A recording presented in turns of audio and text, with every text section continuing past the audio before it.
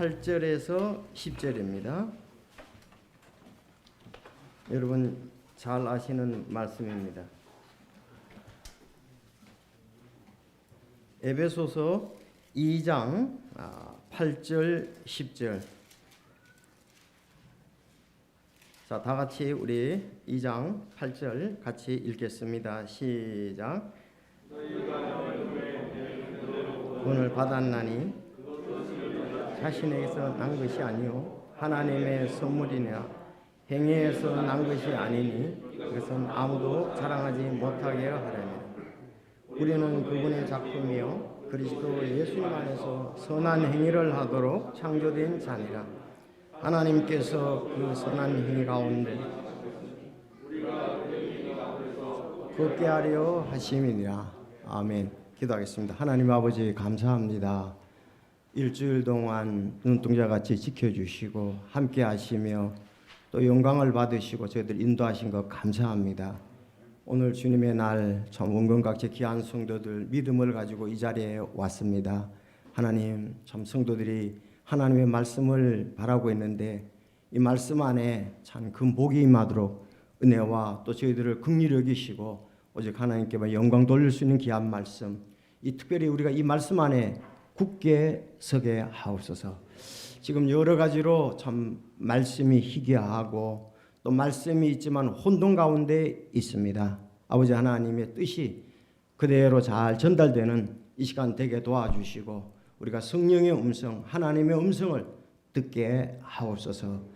위로와 평강과 또 하늘에 대한 소망과 아버지 하나님께서 주신 놀라운 복들을 세워보는 귀한 시간 되게 하옵소서. 아직 구원받지 못한 영혼이 구원받는 역사와 구원받은 영혼들이 말씀 안에 굳게 서는 놀라운 시간 되게 하옵소서. 또 나가서 우리가 이 은혜의 복음을 전하는 하나님의 사람들 되게 하옵소서. 예수님의 이름으로 기도드리옵나이다. 아멘.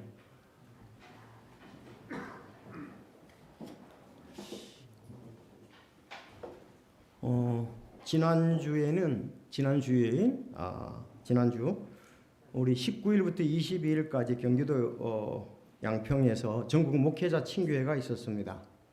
주제가 포스트 코로나 시대 목회 어떻게 할 것인가. 포스트 코로나 시대 목회 어떻게 할 것인가. 그래서 20일 날 오전 첫 강의를 제물포교회 현양선 목사님이 하셨습니다. 자, 그분이 이제 이 구원에 대해서, 구원의 복음에 대해서 이렇게 전했는데 그 유튜브 영상을 이렇게 보여주면서 지금 이런 영상들이 나오면서 유튜브에 손꼽힐 정도의 검색 순위가 되었다. 그런 얘기를 하더라고요. 아주 충격적이었습니다. 지금 우리가 이 코로나 19 이제 이런 걸로 인해서 성도들이 온라인 예배를 보게 되잖아요. 온라인 예배를 보다 보니까 다른 사이트도 들어가게 되고요. 또 유튜브를 통해서 우리가 재방송도 보게 됩니다. 그러면 거기에 여러 교회들 그야말로 유명한 목사님들도 많이 나오고 이러는데 이제 그러면서 여러 가지 엄청난 그 홍수가 밀려오듯이 유튜브에서 지금 설교들이 많이 나오고 있죠. 자, 전에는 이제 각 교회에서 이렇게 대면 예배를 보고 하다 보니까 다른 사이트에 잘 안 들어갑니다. 시간이 있거나 특별할 때 가보지. 대부분은 자기 교회에서 말씀 듣고 또 묵상하고 교제하고 이렇게 가는데 이제는 그거를 그렇게 할 수가 없는 상태도 되니까 이제 온라인 예배 때문에 좀 충격적인 일들이 이렇게 있는데 그래서 제가 그 유튜브 영상을 보면서 하나님 말씀을 증거해야 되겠다 이 부분에 대해서 그래서 이 구원과 이 선행에 대해서 말씀을 증거해야 되겠다 그런 생각을 하게 되었습니다. 여러분 구원과 선행은 가장 기본적이고 아주 중요한 겁니다. 이것이 제대로 안 돼 있으면 하늘에 대한 소망도 없어요. 기쁨도 없습니다. 그리고 많은 갈등 가운데 신앙을 하게 될 것입니다. 그래서 오늘 구원과 선행이라는 말씀으로 여러분들에게 말씀을 드리겠습니다. 오늘 야고보서 2장 14절을 해석할 때에 이 문제가 발생하는 거예요. 야고보서 2장 14절. 여러분들이 이제 그 사이트에나 검색해 보면 나오는데요. 자, 야고보서 2장 14절에 이런 말씀이 있습니다. 내 형제들아, 사람이 자기가 믿음이 있다고 말하면서 행위가 없으면 그것이 무슨 유익을 주느냐? 믿음이 그를 구원할 수 있겠느냐? 이 말씀 때문에 그렇습니다. 주로. 자, 믿음이 있다고 말하면서 행위가 없으면 그것이 무슨 유익을 주겠냐? 믿음이 그를 구원할 수 있겠느냐? 구원할 수 없다고 이렇게 이제 얘기들을 하는 거예요. 자, 그래서 제가 이제 출처를 한번 보니까 유기성 목사님의 구원론 무엇이 문제인가? 이 작성자가 성경사랑이 이 사람이 있어요. 이 유기성 목사님이란 분은 그 설교 중에서 운명을 바꾸는 기도라는 설교를 했을 때에 약 1년 전인데 45만의 조회가 있었습니다. 굉장하죠. 그래서 검색 순위가 손꼽혔어요. 자, 그런데 이분이 야고보서 2장 14절에 이렇게 해석을 했습니다. 행함이 없는 믿음으로는 구원을 못 받는다고 가르칩니다. 여기 본문을 이것은 진짜 믿음은 반드시 행위가 따르는 것을 의미합니다. 믿음과 행위에 관하여 논쟁이 있을 필요가 없어요. 그 믿음이 생활을 바꾸니까요. 내 삶을 바꾸지 않는 믿음은 믿음이 아니에요. 예수님께서 하나님의 뜻대로 살아야 천국에 간다. 옳아요. 바울이 믿음으로 천국에 간다. 옳아요. 제대로 믿으면 하나님의 뜻대로 살게 되어 있어요. 이랬습니다. 그러니까 그분이 인용할 때 행함이 없는 믿음으로는 구원을 못 받는다. 그랬습니다. 여러분 벌써 이해가 되십니까? 행함이 없는 믿음으로는 구원을 못 받는다. 여러분 그렇게 생각하십니까? 행함이 없는 믿음으로는 구원을 못 받습니까? 지금 오늘 그래서 에베소서 2장 8절에서 10절이 명확히 얘기해 주는 거예요. 자, 계속 얘기를 하겠습니다. 이 변승우 목사 이분은 야고보서를 이렇게 주장을 합니다. 자, 우리가 믿음으로 구원받는 것이 확실한 것처럼 말씀대로 생활하지 않는 자가 천국에 들어가지 못하는 건 역시 확실합니다. 이 둘은 성경에 선명하게 게시되어 있기 때문에 부인할 수 없는 진리입니다. 자, 이분 변승우는 이분도 이제 유명한 분이에요. 말씀대로 생활하지 않는 자가 천국에 들어가지 못하는 것이 확실하다 이거예요. 우리가 믿음으로 구원받는 것이 확실한 것처럼 말씀대로 생활하지 않는 자가 천국에 들어가지 못하는 것도 확실하다. 이게 성경에 선명하게 얘기한다고 그랬습니다. 자, 이 박보영 목사라는 분은 또 이걸 이렇게 했어요. 저는 모든 성경 중에서 야고보서야말로 가장 최고가 아닌가 생각합니다. 야고보서 기자가 삶으로 나타나지 않은 믿음은 죽은 것이다. 그것으로 구원을 받을 수 없다고 선언했기 때문입니다. 자, 이렇게 얘기를 했습니다. 이 김병구 장로라는 분은 이거에 대해서 예수를 믿고 매우 거룩하게 살아야만 구원받을 수 있다. 그렇지 못한 사람은 아무리 예수를 믿어도 100% 지옥에 간다. 성화 필수 구원난이 성경의 가르침이다. 이렇게 얘기했습니다. 자, 그러면 이제 이것이 문제가 되는 것이 역사적으로 문제가 되는 겁니다. 이 마틴 루터 그분은 크리스찬은 은혜로부터 저주로 떨어질 수 있으며 이 세상에 사는 동안 그렇게 될 가능성이 분명히 있다. 자, 크리스찬은 은혜로부터 저주로 떨어질 수가 있다 그랬습니다. 다음 웨슬리는 크리스찬에게 현재의 구원은 확실하지만 최종의 구원은 확실한 것이 아니다 그랬습니다. 이 칼 바르트나 본 헤퍼 이분은 개신교 신학자들도 한 번의 구원이 영원한 구원이 아니기 때문에 부단한 성화가 필요하다는 생각을 갖고 있다, 이렇게 얘기를 하고 있습니다. 그래서 이 목사님들한테 이 질문한 통계를 이제 우리 현영수 목사님 얘기를 했는데, 앞에 건 내가 이제 그 사이트를 보고 한 거고요. 목회자들의 통계 조사를 했는데 구원은 빼앗기지 않는다가 52.5%입니다. 52.5%. 구원은 빼앗기지 않는다. 한 번 구원은 빼앗기지 않는다. 자, 구원은 빼앗긴다는 것이 47.5%입니다. 충격적이죠. 47.5%. 그러니까 반은 한 번 구원은 영원한 구원이라 그러고, 반은 구원은 한 번 구원은 영원한 구원이 아니라고 얘기하는 거예요. 이거는 이렇게 정통 개신교에 대한 이 질문 통계서입니다. 그러면 여러분이 어느 교회 전체를 볼 때에 이제 정통 교회에서 그 반 정도의 목사님은 구원을 빼앗긴다고 믿고 반 정도의 목사님은 구원을 안 받긴다고 믿는다는 거예요. 충격적이죠. 그러면은 야, 둘 중에 하나는 빼앗긴다, 하나는 안 뺏긴다, 이렇게 지금 하고 있다는 거예요. 자, 이제 말씀을 유다서 1장 3절에 보면, 사랑하는 자들아, 공통의 구원에 관하여 내가 너에게 쓰려고 모든 열심을 내던 차에 성도들에게 단 한 번 전달된 믿음을 위해 너희가 힘써 싸우려고 너희에게 애써 권면할 필요를 느꼈다, 이렇게 했습니다. 여러분, 성도들에게 단 한 번 전달된 믿음을 위해 너희가 힘써 싸우라 그랬습니다. 여러분, 단 한 번 전달된 믿음. 히브리서 10장에 보면은, 우리가 히브리서 10장을 한번 보겠습니다.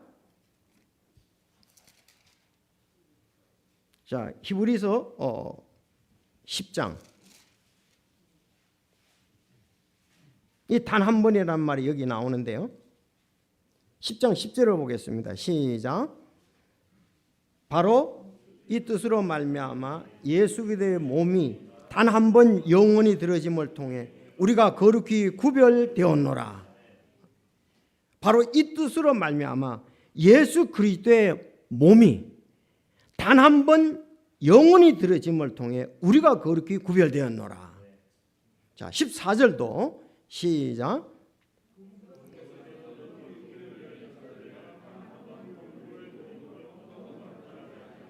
네, 단 한 번 예수님도, 왜냐하면 구약에서는 이스라엘 백성들이 자주 짐승을 잡아들였잖아요.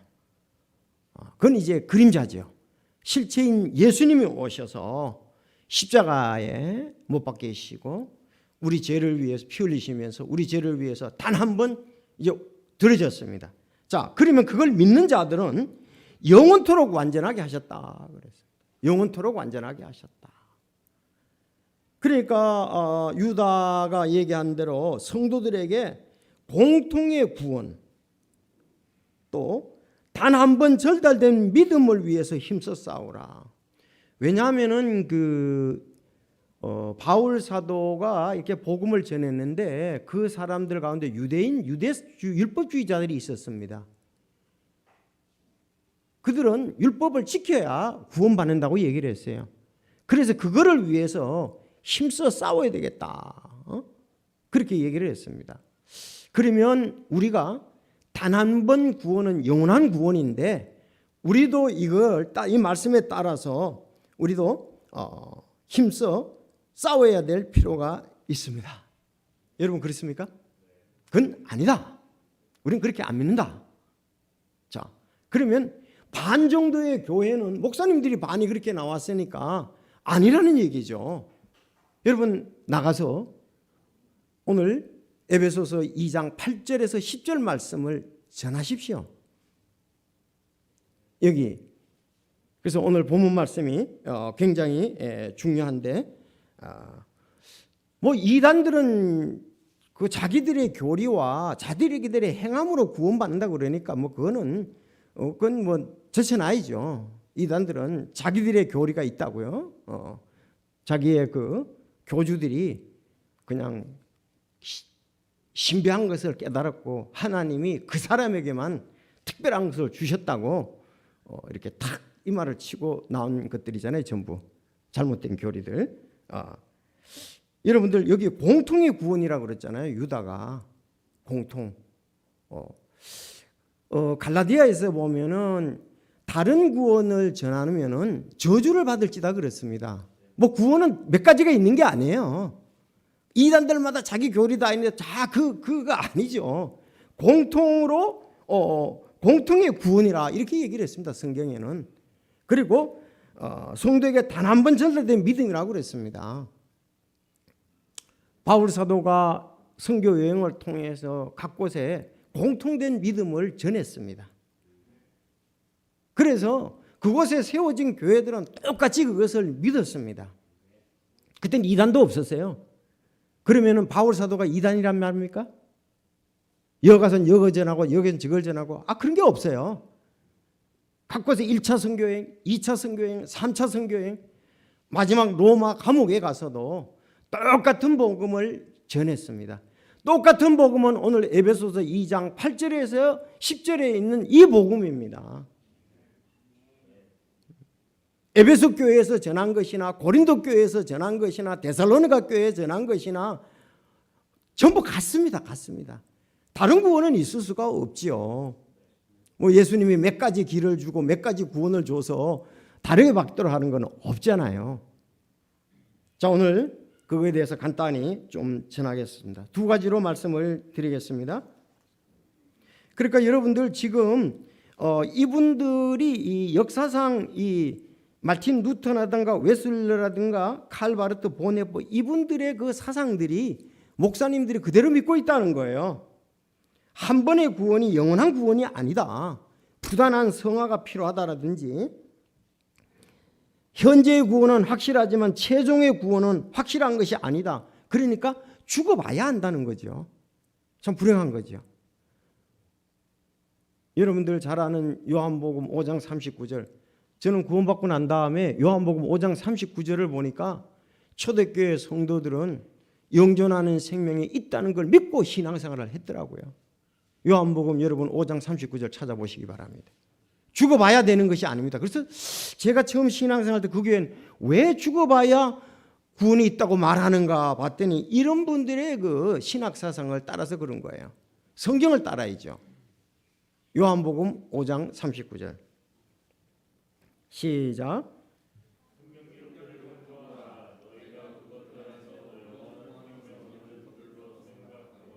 네. 성경 기록들을 탐구하라. 너희가 그것들 안에서 영원한 생명을 얻는 줄 알고 믿는데 바로 그것이 하나님 말씀이다 그랬잖아요. 영원한 생명. 구약에 이제 계속해서 나가겠습니다. 그래서 그들은 성경 기록들을 탐구하라. 너희가 그것들 안에서 영원한 생명을 얻는 줄로 생각하거니와 그것들은 곧 나에 대하여 증언한 것들이라 예수님 말씀하셨잖아요. 구약에 대언된 대로 예수님을 오셔서 예수님이 해놓으신 그 일들을 통해서 우리는 구원을 얻게 되는 것입니다. 탐구하라, 살펴보라. 그것들 안에서 영원한 생명을 얻는 줄 생각하고 여러분은 영원한 생명이 있는 줄 압니까? 그것들은 곧 나에 대하여 증언하는 것이다. 예수님에 대해 증언하는 것이라고 말씀을 했습니다. 그래서 자, 첫째, 우리는 믿음을 통해 은혜로 구원을 받는다. 오늘 본문 말씀 8절에서 9절 말씀입니다. 잘 보십시오. 8절. 자, 오늘 본문 다시 돌아가세요. 너희가 믿음을 통해 뭘 통해요? 믿음을 통해. 자, 믿음을 통했다는 게 중요하죠. 은혜로 구원을 받았나니. 자, 은혜로 구원을 받았다. 그것은 너희 자신에게서 난 것이 아니요. 하나님의 선물이라 그랬습니다. 구원은 우리 자신에게서 난 것이 아니다. 그리고 9절에 또 얘기를 했지요. 행위에서 난 것이 아니니 이것은 아무도 자랑하지 못하게 하려 함이라. 그렇게 말했습니다. 자, 여기 너희가 믿음을 통해 은혜로 구원을 받았다. 그렇게 말했습니다. 믿음을 통해 은혜로 구원을 받았다 그랬습니다. 그러면 믿음이 뭘고 무엇을 믿는가가 이제 알아야 되겠죠. 믿음을 통해서 은혜로 구원을 받았다 그러니까 믿음이 뭐고 무엇을 믿는가가 알아야 된다는 것이 자연적으로 여기서 우리가 그렇게 보겠죠. 특히 이 영존하는 생명에 대해서는 누가 가장 많이 썼느냐, 어디 가장 많이 나오면은 어디요? 그렇죠. 어느 분이 요한복음입니다. 요한복음. 여러분 요한복음 보면 해결이 나요. 자, 그래서 여러분들이 영존하는 생명 그거에 대해서 이렇게 단어를 치면은 요한복음에 가장 많이 나오고, 요한은 예수님의 사랑하는 제자였잖아요. 그 주의 만찬을 할 때 예수님의 품에 기대어 있던 사람이 요한이었습니다. 정말 예수님과의 좋은 관계를 가졌었지요. 예수님의 뜻을, 하나님의 뜻, 예수님의 뜻을 그는 잘 알았습니다. 수제자 베드로도 어떤 것을 부탁할 때 요한에게 얘기를 해서 예수님께 좀 얘기를 해라, 그 정도였습니다. 그는 이 구원에 대해서 요한복음, 그래서 요한복음을 우리가 잘 읽어도 구원받을 수가 있는 거예요. 그래서 요한복음에 보면 믿는다는 것에 대해서 명백하기 위해서 많은 동의어를 사용했습니다. 자, 이제 여러분들 믿는다는 말이 조금 추상적이기도 하고 좀 애매하기도 하잖아요. 사실 믿는단 말이. 그래서 이렇게 나옵니다. 자, 우리가 믿는다고 할 때에 예수님에 대한 이 응답으로, 사람의 응답으로 우리가 믿는다는 건데, 성경에서 요한복음에서만 최소한도 98번 나오고 있습니다. 98번 나옵니다. 98번. 굉장히 많이 나오죠. 믿는다는 말이. 자, 그러면 믿는다고 같이 되는 것을 보면 이제 여러분들이 믿는다니 뭔가를 확실히 이제 알게 될 겁니다. 좀 믿는다는 그 단어에 대해서, 믿는다는 말을 받아들인다는 말과 같습니다. 맞습니까? 받아들인다. 그리스의 개혁성경에서는 영접한다 그랬습니다. 그를 영접한다. 리시브드 힘, 그를 영접한다. 이렇게 되어 있습니다. 자기 땅에 오매 자기 백성이 그분을 받아들이지 아니하였으나 그분을 받아들인 자들과 그분의 이름을 믿는 자들에게는, 자, 이게 받아들인다, 곧 예수님의 이름을 믿는 거다. 자들에게는 다 하나님의 아들이 되는 권능을 그분께서 주셨느니라. 받아들이면은 하나님의 아들이 된다 이겁니다. 권세와 능력을 줬다 그랬습니다. 여러분이 받아들였습니까? 받아들였으면 하나님의 아들이 되는 권능을 그분께서 주셨고 나는 받은 겁니다. 그렇게 해석이 될 수밖에 없잖아요. 그래서 믿는다는 말은 받아들인다는 말과 같습니다. 영접한다는 말과 같습니다. 그런데 이 받아들인다는 것은 이게 놀라운 거기 때문에 혈통으로나 육신으로나 사람의 뜻으로 나지 아니하고 오직 하나님에게서 태어난 자들이라 그랬습니다. 신비하죠. 혈통으로나 육신으로나 사람의 뜻으로 나지 아니하고 하나님에게서 태어난 자들이라 그랬어요. 받아들인 자는 하나님의 아들이 되는데 권능을 주는데 이것은 하나님에게서 태어난 자들이라 이렇게 말씀했습니다. 진실로 진실로 내가 너희에게 이르노니 나를 믿는 자에게는 영존하는 생명이 있느니라. 나를 믿는 자는 영존하는 생명이 있느니라 그랬습니다. 예수님을 믿으면 영존하는 생명이 있습니다. 오죽하면 진실로 진실로라고 반복을 하겠습니까? 이건 변함없는 사실이라는 거죠. 진실로 진실로 내가 너희에게는, 예수님이 나를 믿는 자, 예수님 믿는 자는 영존하는 생명이 있다 그랬습니다. 여러분 예수님 믿습니까? 자, 그래서 받아들인다, 영접한다. 두 번째는 영접하다는 말과 같은 동의어를 쓴 게 마시다라는 말입니다. 마시다. 자, 요한복음 4장 14절에 보면 예수님과 그 사마리아 여인하고 대화할 때, 그를 상담할 때라고도 볼 수 있죠. 누구든지 내가 줄 물을 마시는 자는 결코 목마르지 아니하리니 내가 줄 물은 그 사람 속에서 솟아나는 우물이 되어 영존하는 생명에 이르게 하리라 하시니라. 자, 내가 줄 물을 마시는 자는 목마르지 않는데 영존하는 생명에 이른다 그랬습니다. 여기도 영존하는 생명. 어떤 사람이 내가 주는 물을 마신다. 그래서 마신다 이렇게 나왔습니다. 이제 또 먹다라는 말도 있습니다. 이 빵을 먹으면 요한복음 6장 51절 이 빵을 먹으면 영원히 살리라. 자, 따라합시다. 영원히 살리라.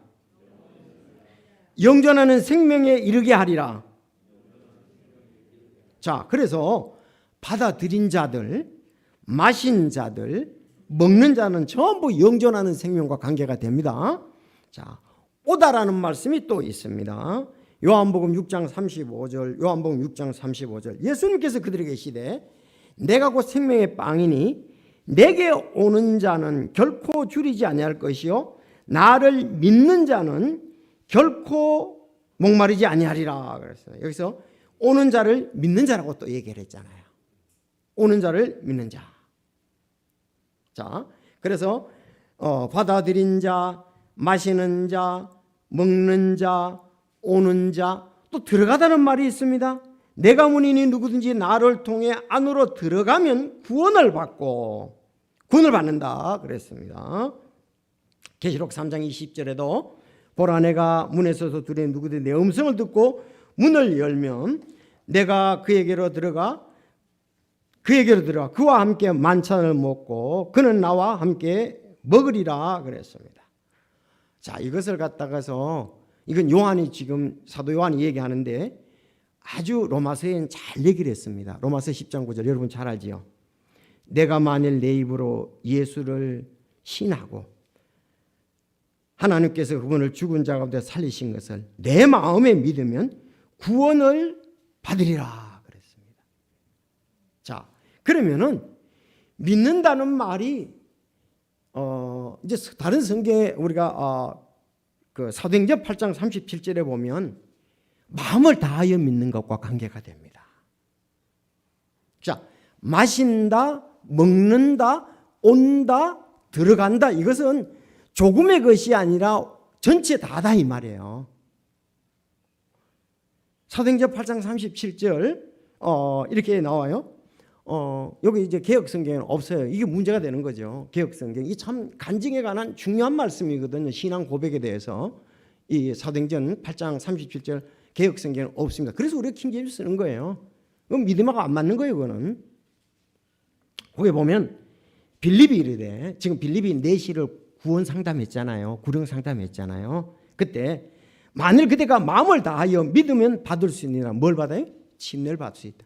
마음 다하여 믿느냐 하니 그가 응답하여 이르되 예수 그리스도께서 하나님의 아들이심을 내가 믿는다. 예수님이 하나님의 아들이신 걸 나 그대로 믿어. 마음을 다하여 믿느냐? 아니 예수님이 하나님의 아들이 믿는다 이 말이에요. 그래서 우리가 피상적으로 뭐 그렇지 뭐 그럴 수도 있지 그게 아니라 온전히 예수님이 믿는다는 말은 이제 전체적으로 이렇게 볼 때 마신다, 받아들인다, 이런 먹는다, 이런 들어온다 이런 걸 볼 때에 우리가 그럴지도 몰라 의심 차원이 아니고 피상적인 차원이 아니고 예수님이 내 죄를 위해서 해놓으신 사실 그거를 온전히 마음을 다하여 받아들인다는 말씀입니다. 내용을 이제 전체적으로 볼 때 그래서 마음을 다하여 믿으면 간다. 마음을 다한다. 그러니까 온전한 마음으로 받아들이는 거예요. 그래서 왜 구원의 확신이 없습니까? 상담할 때부터 문제가 되는 거예요. 교회 나올 때부터 문제가 되는 거예요. 목사님이 마음을 다하여서 온전히 그 사실을 받아들인 지 없기 때문에 그렇게 구령 상담을 못하고 확신을 그렇게 얘기 안 하는 거예요. 목사님이 그 죄에 대해서라든지 자기 자신의 그 구원에 대해서라든지 그렇게 한 번도 상담 받아본 적이 없거든요. 그러니까 본인도 인정을 하는 거예요. 그냥 이렇게 하다 보니까 이런 부분에 대해서 확실하게 얘기를 하는 거예요. 정말 내가 어떤 사람인 걸 알고 예수님이 어떤 사람인 걸 알고 무엇을 해나는 걸 알고 내가 그 말씀을 그대로 온전히 마음으로 받아들였을 때 하나님의 자녀가 되는 거예요. 이런 부분이 안 되면은 교회 나와도 피상적으로 구원에 대해서 확신이 약하죠. 민수기 6장 5절에도 너는 마음을 다하고 혼을 다하고 힘을 다하여 주 내 하나님을 사랑하라 그랬습니다. 그래서 믿는다는 것은 내가 이 볼펜을 어떤 사람에게 선물로 줄 때 온전히 줄 줄을 믿고 받아들이면 내 것이게 되는 거예요. 그렇죠? 이건 오늘 이 구원은 하나님의 선물이잖아요. 은혜로 말미암는 거. 내가 그 선물을 내 마음으로 진심으로 온전히 받아들이면 내 것이 되는 겁니다. 선물. 자, 그래서 오늘 여기 에베소서에 보면은 오늘 본문에서 그렇게 얘기를 하잖아요. 너희가 믿음으로 말미암아. 믿음으로. 믿어야 돼. 믿음이 어떤 것에 대해서 말씀을 드렸습니다. 그러면은 무엇을 믿느냐 관계되죠. 자, 믿음이 필요합니다. 믿음이 어떤 걸 여러분에게 말씀을 드렸고, 그러면 무엇을 믿느냐? 믿음의 내용이 있어야 됩니다. 그렇죠? 자, 믿음의 내용에 대해서 좀 전에 잠깐 말씀드렸지만 고린도전서 15장 1절에서 3절, 1절에서 4절에 아주 정확히 말씀하고 있습니다. 무엇을 믿는가에 대해서. 여러분 뭐 종교의 창시자를 믿습니까? 아닙니다. 제가 이렇게 차를 타고 오다 보니까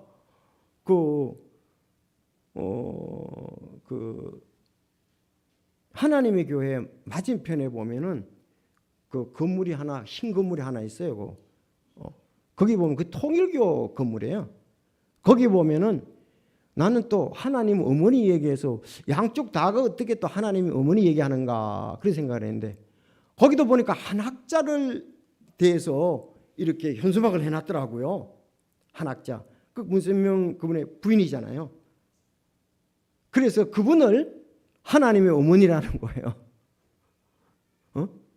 이쪽에서는 그 안성홍 증인에서는 장길자 그분을 이제 하나님의 어머니라 그러고 갈라디아의 해석을 좀 완전히 잘못한 거죠. 그거는 그 율법에 대해서 얘기하는 건데 해석을 자기 마음대로 하는 거예요. 거기서 보면 갈라디아에서 보면 자 갈라디아 해석을 잘못해서 그렇습니다.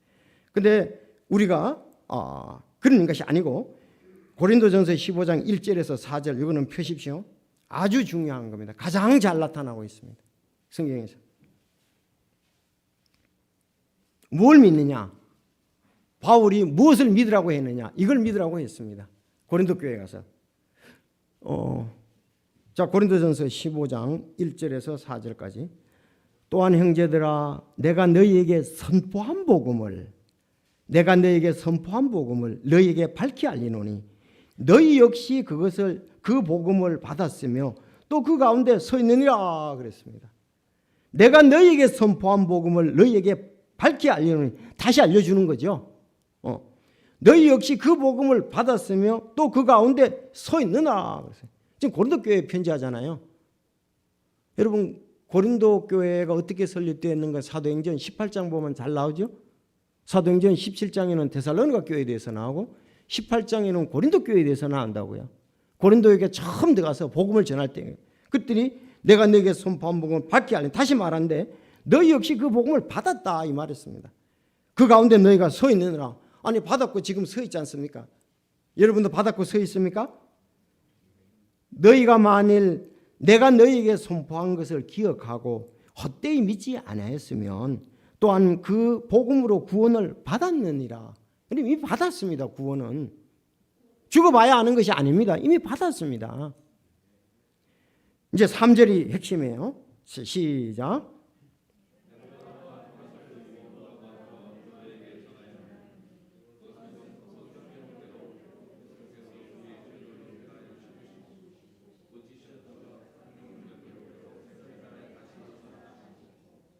게바에게 보이시고 다음에 12제자에게 보이셨다는 것이죠. 다른 것은 없습니다. 더 이상의 그릇은 없습니다. 3, 4절이 답니다. 이거를 말하기 위해서 구약에서 처음부터 메시아에 대해서 예언을 한 거죠. 그리고 예수님께서 오셔서 이루셨잖아요. 이루신 것을 나가서 제자들이 선포한 그것이 성경 기록이에요. 내가 받은 것을 무엇 받아도 사도 바울도 받은 것이에요. 자기가 받은 것을 고린도 교회에 전했습니다. 사도 바울은 사도행전 9장 사도행전 22장, 사도행전 26장에 보면 자기 구원에 대해서 아주 잘 얘기를 하고 있어요. 내가 다메스커스 도상에서 예수님이 영접한 그걸 얘기를 하고 있습니다. 그것을 또 그때는 그 장면 얘기하고 22장에 26장에도 다른 사람 앞에서 간증을 하는 것을 볼 수가 있습니다. 자, 성경 기록대로 구약이죠. 그리스도께서 우리 죄들로 인하여 죽으시고 그랬습니다. 우리의 죄를 인해서 예수님이 죽으시고 묻히셨다가 성경 기록대로 셋째 날에 다시 살아나시고 이제 보이신 거죠. 게바에게 보이시고 다음에 12제자에게 보이셨다는 것이라 그랬습니다. 골로새서 1장 14절 그분 안에서 우리가 그분의 피를 통해 곧 구속 곧 죄들의 용서를 받았도다. 성경 기록대로 우리 죄들을 위해서 죽었다 그랬습니다. 우리 죄들을 사하기 위해서 예수님이 십자가에 피 흘려 달려 돌아가셨습니다. 그분의 피를 통해 구속 곧 죄들의 용서를 받았지 않습니까? 자, 우리는 죄인입니다. 그냥 복음을 인정해서 되는 것이 아니고 내가 죄인인 걸 알고 죄를 회개하고 예수 그리스도를 영접을 받아들여야만 하는 것입니다. 우린 죄인이다. 자기가 죄인인 걸 모르면 예수님의 십자가의 피가 관계가 없어요. 죄인이라고 인정하는 사람만이 죄들을 용서를 받았으니까 죄 없다고 하면 뭐 우리가 예수님 필요 없지 않습니까? 우리는 만물보다 거짓되고 극도로 사악합니다. 마음은 모든 것보다 거짓되고 극도로 사악하니 누가 그것을 알 수 있으리요 그랬습니다. 마가복음 7장 20절에 보면 사람에게서 나오는 것으로 사람이 더럽게 되는데 우리 마음은 모든 것보다 거짓되고 사악하다 그랬으니까요. 우리 마음은 악한 생각, 간음, 음행, 살인, 도둑질, 탐욕, 사악함, 속임, 세욕, 악한 눈, 신성모독, 교만, 어리석임이 나오는데 이 모든 악한 것이 속에서 나와서 사람을 더럽게 하느니라. 자, 바울 사도도 로마서 7장 18절에 내 안에 곧 내 육신 안에 선한 것이 거하지 않은 줄을 내가 아노라 그랬습니다. 그런가 하면 디모데전서 1장 15절에는 예수님이 죄인을 구원하라고 이 세상에 오셨는데 죄인 중에 내가 우두머리라 그랬습니다. 여러분은 죄인인 걸 확신합니까? 죄인이 아니라면 예수님 믿을 필요 없습니다. 여러분 죄인이 아니라면 교회 안 다니셔도 돼요. 죄인이 아니라면 교회 안 다니셔도 돼요. 될 필요가 없어요. 자, 그래서 죄인 중에 내가 우두머리라 그랬습니다. 그는 하나님의 말씀을 볼 때 구약의 이스라엘 백성들이 그렇게 희생제물을 자주 드렸습니까? 자기들의 죄를 살아계신 하나님 앞에서 인정을 하고 제물들을 드린 것 아닙니까? 그들은 수없이 많은 희생제물을 드렸습니다. 그러나 예수님의 그 십자가의 보혈이 단 한 번 드려짐으로 모든 죄인들의 죄를 단번에 씻어 주셨습니다. 그것을 받아들인 자, 그것을 믿는 자는 바로 하나님의 자녀가 되는데 그것은 하나님의 은혜입니다. 은혜. 값없이 주신 은혜예요. 그리고 선물이라 그랬잖아요. 선물. 그런데 은혜고 선물인데 줬다가 내가 예수님을 마음을 다해 완전 진짜로 믿었어요. 그런데 너 말 안 듣는다고 도로 뺏어가고 또 말 잘 들으면 주고 자백하면 주고 그러면 왔다 갔다 그거는 들어갔다 나갔다 합니까? 아니죠. 하나님의 은혜로 값없이 선물을 주셨어요. 주시고 난 다음에 또 빼앗아요. 그렇다는 말입니까? 그러면 그 사람들이 행위가 따라가지 않으면 도로 빼앗습니까? 그렇다면 우리는 이런 찬송은 불러서는 안 됩니다. 우리 아까도 서집사님이 이제 찬송을 아시고 잘 하셨었는데 놀랍다 주님의 큰 은혜 우리의 죄를 속하시려 갈보리 십자가 위에서 어린 양 보혈을 흘렸네. 주의 은혜 우리의 죄를 다 씻었네. 주의 은혜 우리의 죄를 다 씻었네. 비할 수 없는 그 은혜를 믿는 자에게 거저주네. 친구여 주 앞에 나와 사랑의 선물 곧 받으라. 주의 은혜 우리의 죄를 다 씻었네. 주의 은혜 우리의 죄를 다 씻었다 이거요. 100% 다 씻었다. 1%도 남지 않았다. 5%도 남지 않았다. 10%도 남지 않았다. 다 씻었다 이거예요. 단번에 드려짐으로 단번에 사해주고 내가 너희 죄와 불법을 다시 기억지 않는다고 말씀했습니다. 믿는 자에게. 제가 우리 화요반 어르신들 할 때 이 찬송을 자꾸 얘기를 해요. 여러분 195장 찬송도 그분은 불러서는 안 돼요. 그분들은 말이 안 되는 걸 왜 찬송을 왜 부릅니까? 자기 것이 아닌데 왜 부릅니까? 나의 죄를 씻기는 예수의 피밖에 없네. 다시 성취하기도 예수의 피밖에 없네. 예수의 흘린 피 날 희게 하오니 귀하고 귀하다 예수의 피밖에 없네 그랬단 말이에요. 영원토록 내 할 말 예수의 피밖에 없네. 나의 찬송 제목은 예수의 피밖에 없네. 예수의 흘린 피 날 희게 하오니 피밖에 없다 그러놓고는 왜 행위가 거기에 포함됩니까? 이 찬송 부르면 안 돼요. 그건 성령이 역사를 안 하지요. 우리가 하나님의 말씀이 있고 성령을 통해서 우리가 내 죄를 회개하고 예수님을 영접하는 거 아닙니까? 그렇죠? 그러면은 이런 찬송을 부를 때도 이미 이 찬송의 작사자는 구원확신이 있는 사람이에요. 그래서 주님의 은혜를 감사해서 하나님께 찬양으로 영광을 돌리지 않습니까? 그럼 구원받은 사람은 이런 찬송을 부를 때 벌써 성령이 같이 통하는 거예요. 말씀에 이끌려서. 말씀과 함께. 근데 구원 못 받은 사람들은 글쎄 제가 처음에 교회 다닐 때 이제 이런 것을 보면은 그 교회가 이제 구원에 대해서 확실하게 안 전해주고 하기 때문에 죽어봐야 안다든가 이렇게들 또 얘기를 하죠. 집사님이 새벽 기도도 안 나와서 어떻게 천국 갈 거냐고. 여러분 새벽 기도 나오는 거하고 천국 가는 건 무슨 상관이 있어요? 천국 가는 건 예수님의 피로 가잖아요. 그렇게 막 얘기를 한다고요. 11조를 안 드려서 뭐 그런 얘기도 하고. 여러분 그건 우리의 행위지 않았습니까? 그렇죠?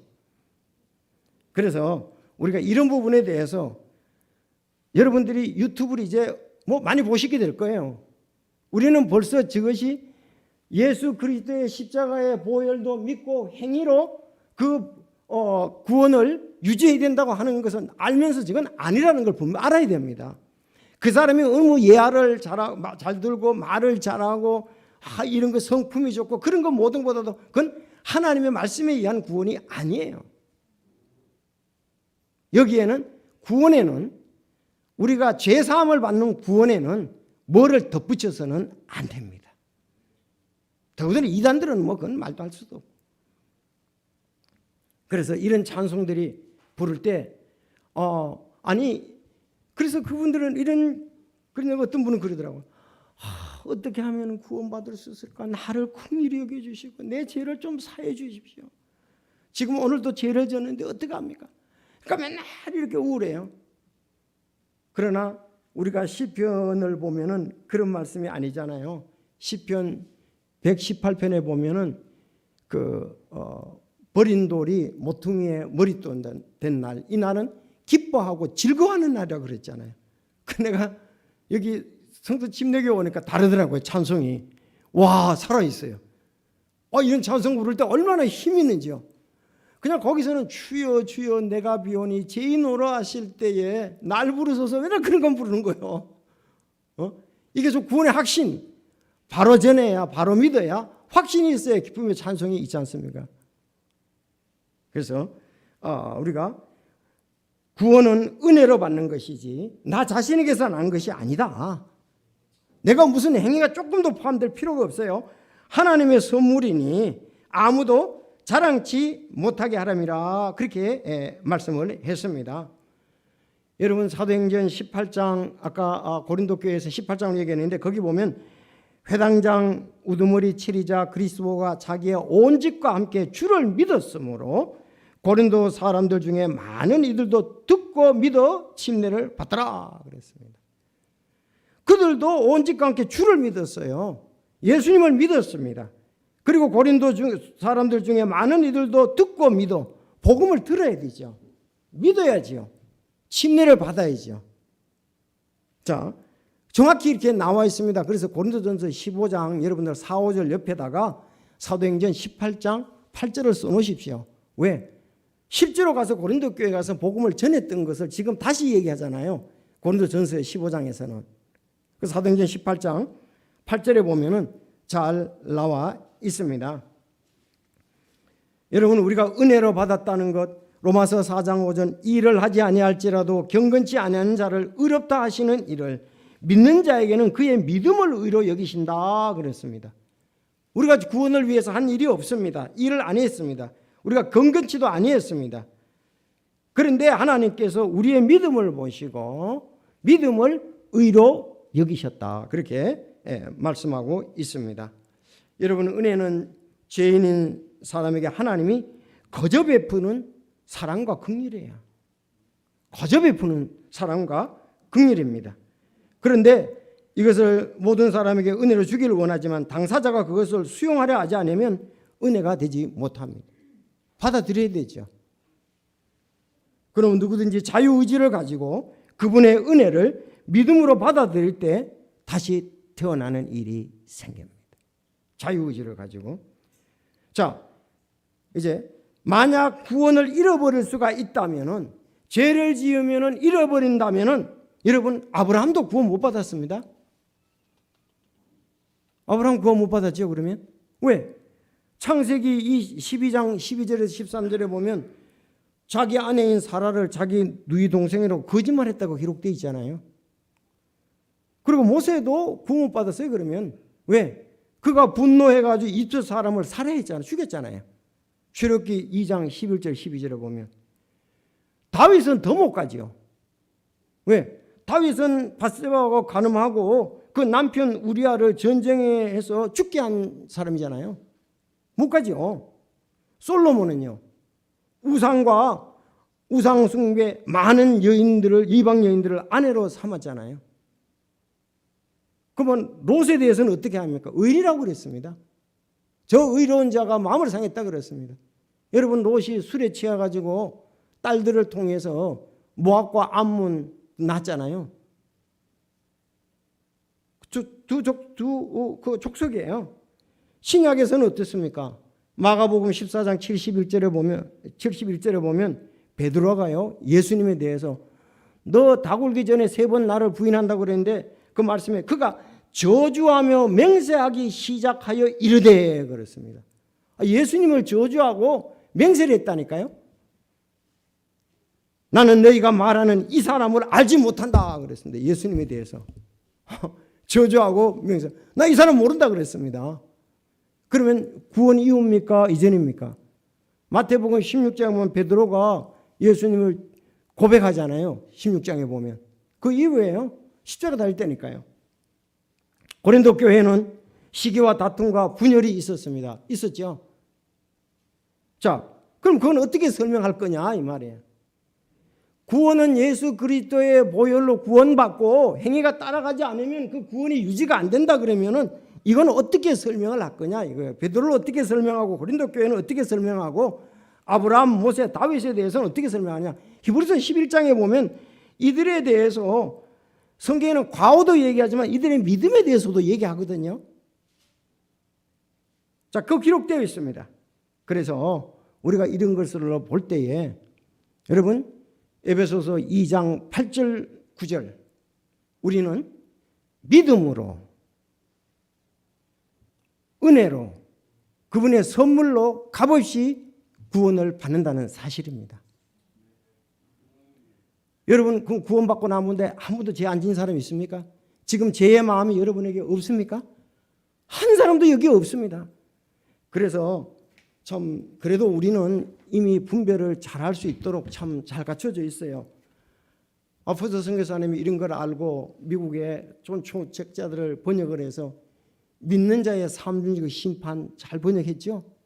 자, 그리고 믿는 자의 두 성품 잘 얘기를 했습니다. 우린 두 성품이 있습니다. 그리고 난 다음에 이제 우리가 10절을 해야 되는데 10절 어느 날 어느 곳에서 그리스도인들은 대답해야 됩니다. 이것은 우리가 예수님의 그 백보자 심판이 아니라 우리를 갖다가 믿는 자의 상급에 대한 심판을 할 때에 우리가 대답해야 된다 이 말입니다. 잘 되어 있습니다.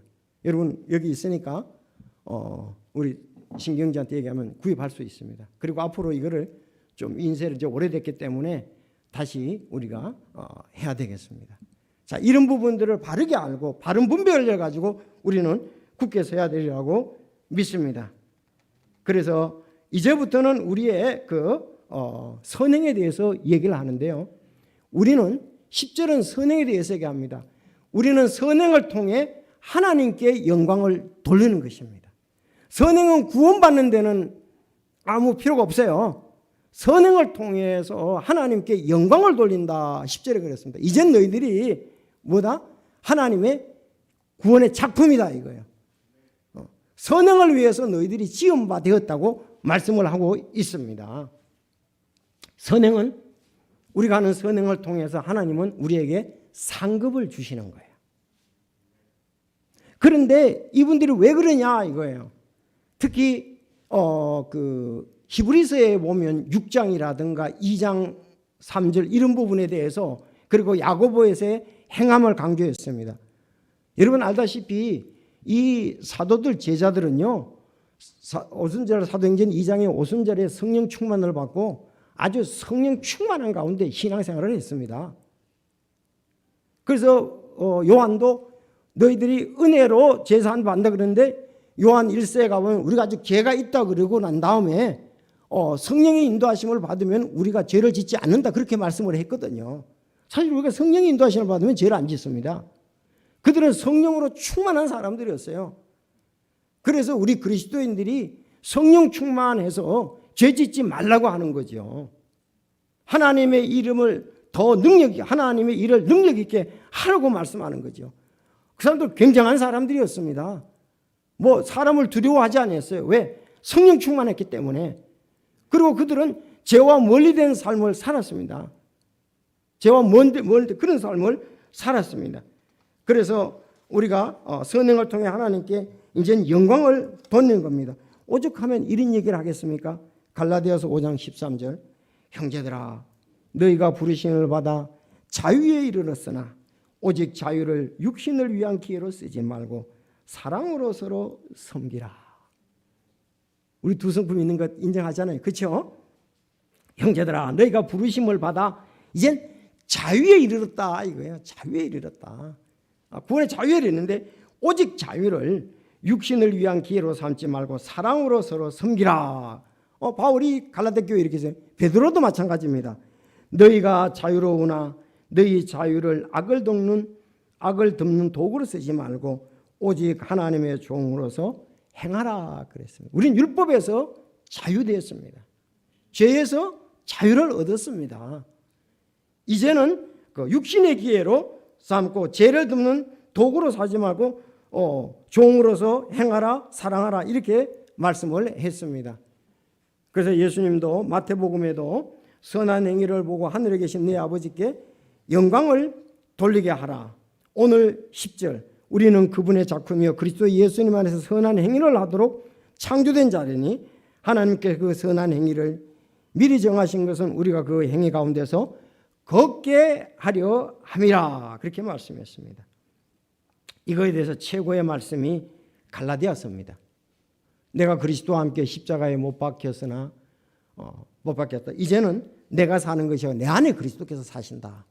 아주 바울 사도의 이 신앙의 아름다움 볼 수가 있죠. 그러면서 5장 22절 성령의 열매는 사랑과 기쁨과 화평과 오래 참음과 부드러움과 선함과 믿음과 온유와 절제니 이 같은 것을 대적할 법이 없느니라. 자, 우리가 믿음이 없이는 하나님을 기쁘시게 할 수가 없습니다. 그분께 나아가는 자는 반드시 그분께서 계신 것과 그분께서 부지런히 자신을 찾는 자들에게 보상해 주시는 분을 믿어야 할지니라 그렇게 말씀하고 있습니다. 이제 구원받았으니 우리가 성령의 인도하심에 따라 선한 행위를 해서 하나님께 영광을 돌리고 또 성령의 인도하는데 열심히 일해서 우리가 상을 받는 부분들을 말씀하고 있습니다. 그래서 우리는 구원하고 영광은 되지만 구원의 행위는 전혀 거기에 관여되지 않는다는 것을 분명히 아셔야만 합니다. 그렇기 때문에 오늘 앞에서 말씀한 대로 사람들이 은혜로 구원받고 행함으로 유지해야 된다는 말은 성경적이지 않다. 그런 유튜브를 보면 얼른 다른 데로 돌리시길 바랍니다. 지금 유튜브의 반 정도는 그렇다고 그러니 이게 심각한 것 아니겠습니까? 그렇죠. 우린 히브리서에도 우리 행함에 대해서 강조했지만은 행함에 대해서 굉장히 강조할 수밖에 없어요. 우리 그리스도인들에 대해서.